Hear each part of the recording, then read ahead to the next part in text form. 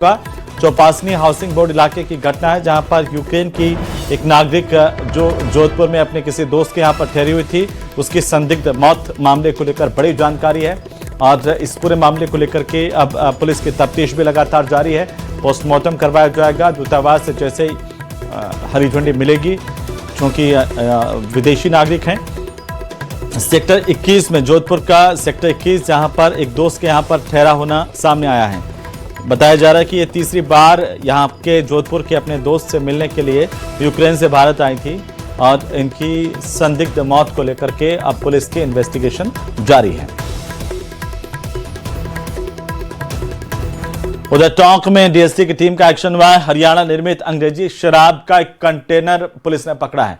आरोपी को गिरफ्तार करते हुए कंटेनर को जब्त कर लिया गया है। टाइल्स के पीछे छिपा रखी थी शराब की पेटियां। जयपुर कोटा नेशनल हाईवे पर सोहेला के पास ये बड़ी कार्रवाई की गई है। बड़ी खबर, टोंक में डीएसटी की टीम ने ये बड़ी कार्रवाई की है। अवैध शराब से भरा कंटेनर पकड़ा गया है।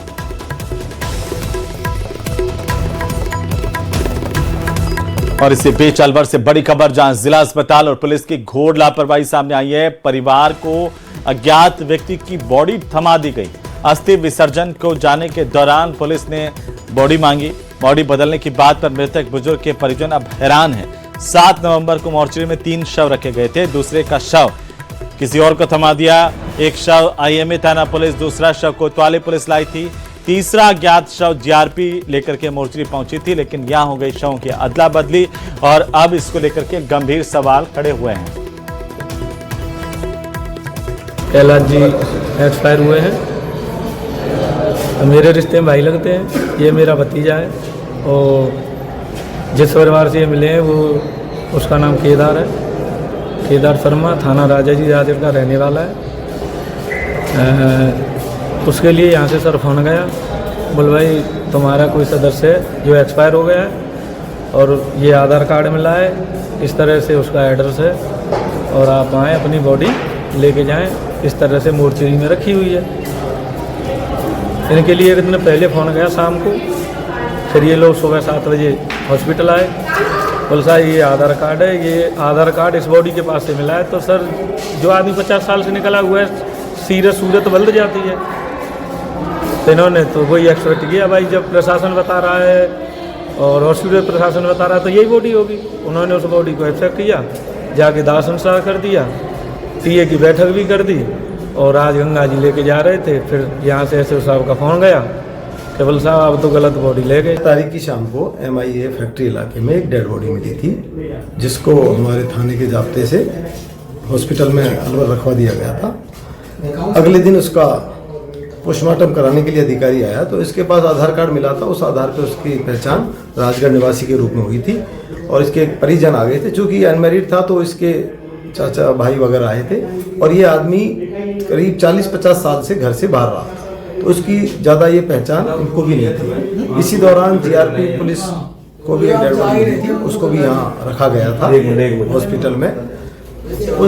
तो पहचान जब जीआरपी वालों ने की बॉडी थी तो दोनों ही चूँकि लावारिस और हम उम्र के से थे, तो इसके परिवार वालों ने जब इसको हॉस्पिटल में बॉडी दिखाई गई तो उसको इन परिवार वालों ने कहा हाँ ये हमारी है, उस आधार पे इनको अपने साथ ले गए। 12 से खबर, जहां जिले की छिपाबड़ोद पंचायत समिति के कालपा जागीर गांव में मनरेगा मजदूरों में अचानक से एक संक्रामक बीमारी से हड़कंप मच गया है।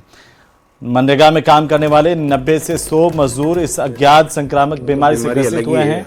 उनके साथ रह रहे बच्चों में भी इस बीमारी के लक्षण पाए गए हैं। पंचायत समिति सदस्य मांगीलाल मीणा ने मौके पर पहुंचकर प्रशासन को मामले की जानकारी दी। इसके बाद प्रशासन की टीम मौके पर पहुंची है, मामले की जानकारी ली है। सामने आया कि मनरेगा कार्य के तहत तालाब खुदाई का काम चल रहा है, जिसमें 110 मजदूर काम करते हैं, जिनमें से 90 से 100 मजदूरों की लगभग रोज उपस्थिति होती है। इनमें से कई महिला पुरुषों और मजदूरों के शरीर पर लाल दाने के निशान निकल आए। खुजली की शिकायत भी सामने आई। फिलहाल सारथल से चिकित्सा टीम मौके पर पहुंची। तालाब के पानी मिट्टी का सैंपल लेकर जांच के लिए भेजा गया है। में लेआउट चली हुई है, 1 तारीख से लेआउट चली हुई है। मॉडल तालाब के नीचे जो तालाब बन रहा है वहाँ, तो ये धीरे धीरे डेली लेआउट काम कर रही है, लेकिन पता नहीं 2 दिन 3 दिन से ये धीरे धीरे हल्की हल्की सी मतलब कि कुछ चली शुरुआत में तो कुछ चलने के बावजूद में अब आज तो ये स्थिति होगी कि आज करीब 9 तारीख होगी, 6 तारीख से 9 तारीख के बीच में तो बड़ी बड़ी फुंसी होकर के ऑटोमेटिक बड़ा रूप ले लिया है इसकी सूचना हमने डॉक्टर साहब को दी है। हमारे सारतल और डॉक्टर साहब पधारे हैं। डॉक्टर साहब हम अभी साइड में जाकर के देख कर आए हैं, जो मिट्टी का सैंपल लिया है, वहाँ जो तालाब है बहुत बड़ा तालाब है उसका पानी का सैंपल लिया है, और ऊपर जो भी डिस्ट्रिक्ट हेडक्वार्टर पे जो डॉक्टर साहब है उनसे संपर्क करके और सब लोगों को अवगत कर दिया। सब सेंटर पे जो कालपा जागीर का यहाँ पे सब सेंटर बना हुआ है, यहाँ पे कुछ अचानक मजदूर आए, 5-10 मजदूर आए जिनको कि हमारी सिस्टर यहाँ पे काम करती है। तो जब आए तो उन्होंने मुझे फ़ोन किया कि सर अचानक 20 से 25 यहाँ पे नरेगा के मजदूर आए हुए हैं और इनको एक ही सिम्टम है सबको।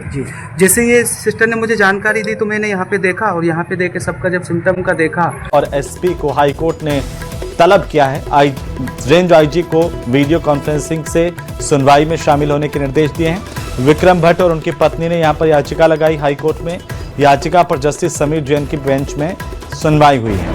तो ये बड़ी खबर जोधपुर से, उदयपुर का 30 करोड़ धोखाधड़ी का मामला जिसमें पुलिस कस्टडी में है फिल्म निर्माता विक्रम भट्ट और उसकी पत्नी, और इस पूरे मामले को लेकर के धोखाधड़ी केस में अब हाईकोर्ट की तरफ से कुछ निर्देश दिए गए हैं। ज्यादा जानकारी के साथ सहयोगी चंद्रशेखर व्यास हमारे साथ फोन लाइन पर। चंद्रशेखर, क्या जानकारी?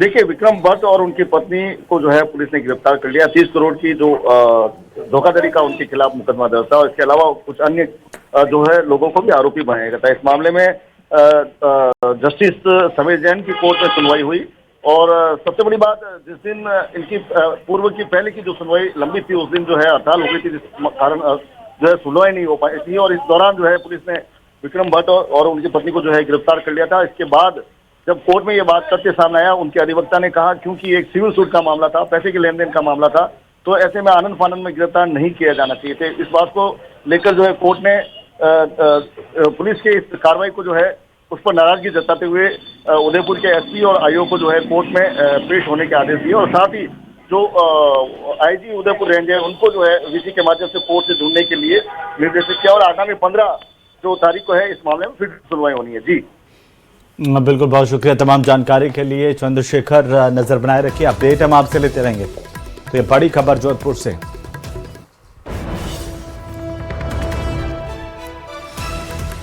और इसी बीच जोधपुर से एक और बड़ी खबर आ रही है। कोटा के अयाना से इस वक्त की सबसे बड़ी खबर, एसीबी लगातार भ्रष्टाचारियों के खिलाफ कार्रवाई कर रही है, और 40,000 रुपए की रिश्वत लेते हुए बैंक का सहायक प्रबंधक पकड़ा गया है। सहायक बैंक प्रबंधक की गिरफ्तारी की एसीबी ने। 40,000 रुपए की घूस दे रहा था, धरा गया। हिमांशु मित्तल हमारे सहयोगी फोन लाइन पर है। हिमांशु, क्या जानकारी, बड़ी कार्रवाई एसीबी की तरफ से?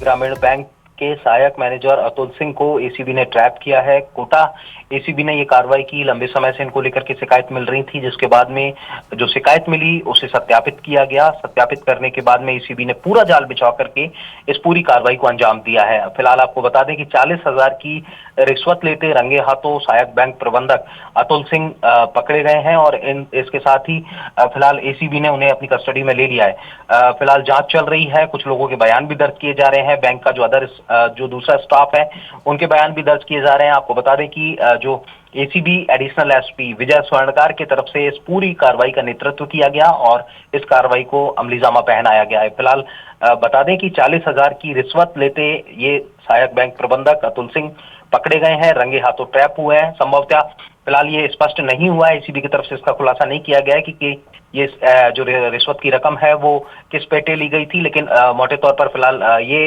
बताया गया है सूत्रों के हवाले से कि लोन को पास करने की एवज में ये रिश्वत की रकम मांगी गई थी, और उसके साथ ही जो शिकायत मिली, और शिकायत मिलने के साथ एसीबी ने जाल बिछा करके 40,000 की रिश्वत के साथ सहायक बैंक प्रबंधक अतुल सिंह को रंगे हाथों गिरफ्तार किया है। बिल्कुल हिमांशु, चलिए बहुत शुक्रिया तमाम जानकारी के लिए। नजर बनाए रखिए, अपडेट हम आपसे देते रहेंगे।